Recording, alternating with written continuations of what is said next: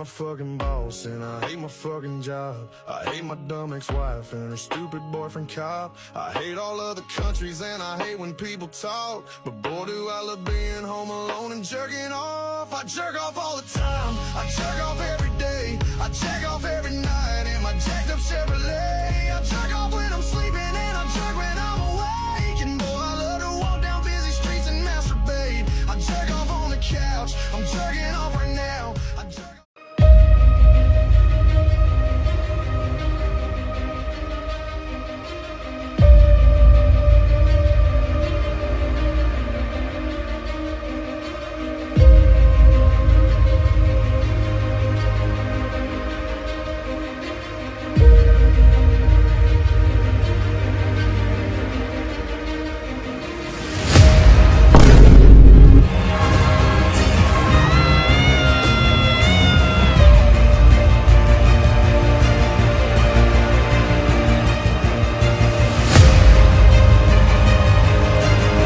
my fucking boss and I hate my fucking job. I hate my dumb ex-wife and her stupid boyfriend cop. I hate all other countries and I hate when people talk. But boy, do I love being home alone and jerking off. I jerk off all the time, I jerk off every day, I jack off every night in my jacked up Chevrolet. I jerk off when I'm sleeping.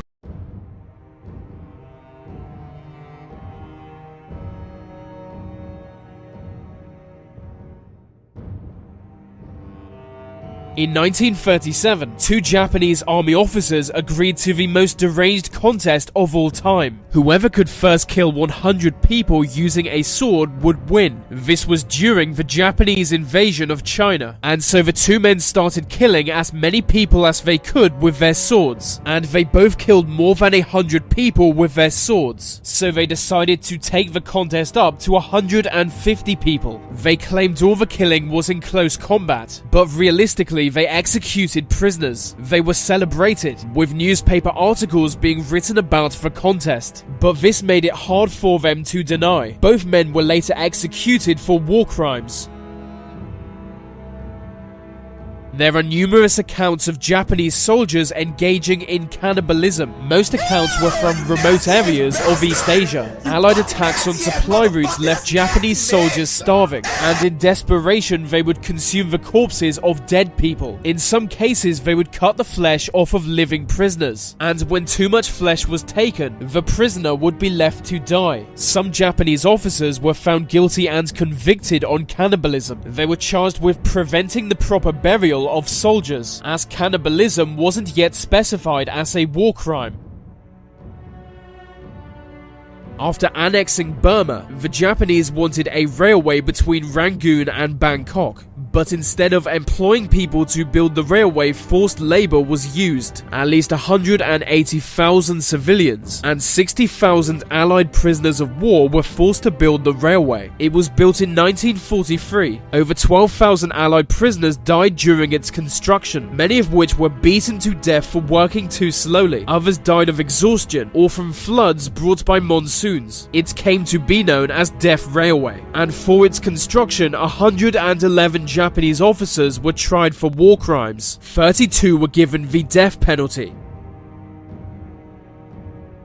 Singapore fell to the Japanese in 1942. The Japanese then began to purge any people within Singapore who were hostile to them, but they were paranoid and saw almost everyone as being hostile. So the Japanese secret police arrested all Chinese people within Singapore and interrogated them as if they were plotting some kind of coup. They exterminated small villages rumored to be plotting against them, even without any evidence.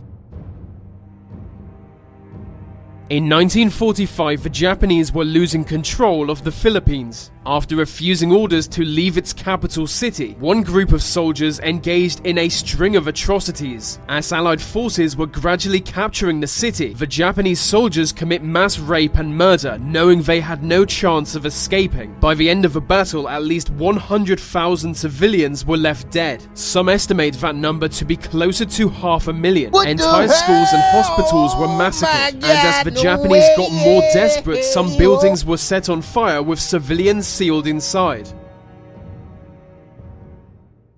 In many Japanese-controlled parts of Asia, native women were forced into sexual slavery. They were known as comfort women, and there might have been up to 400,000 of them. On capturing new territory, the most beautiful local women would be rounded up and taken to military stations, where they would be forced into prostitution. Some women went willingly under the promise of being given work as servants, but were then imprisoned with other comfort women. Many comfort women were not even women, being girls as young as 12. White people be like,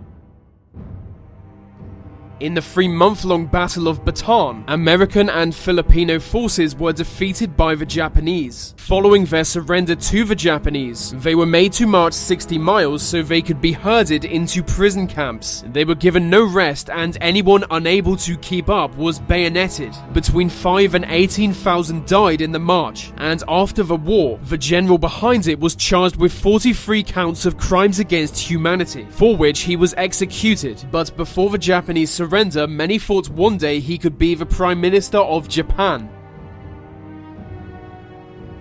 The Japanese military had a policy of using torture for interrogating prisoners of war. It was a standard method of extracting information from captured allies, but the prisoners were often executed afterwards. People also gave false information to avoid being tortured more. That's what Marcus McDilda did. He told them the US had 100 atomic bombs, and after Hiroshima, other Japanese cities would soon be destroyed. Some say this false information caused the Japanese to surrender. It's also said they used bamboo torture, where shoots of bamboo would grow through the bodies of prisoners.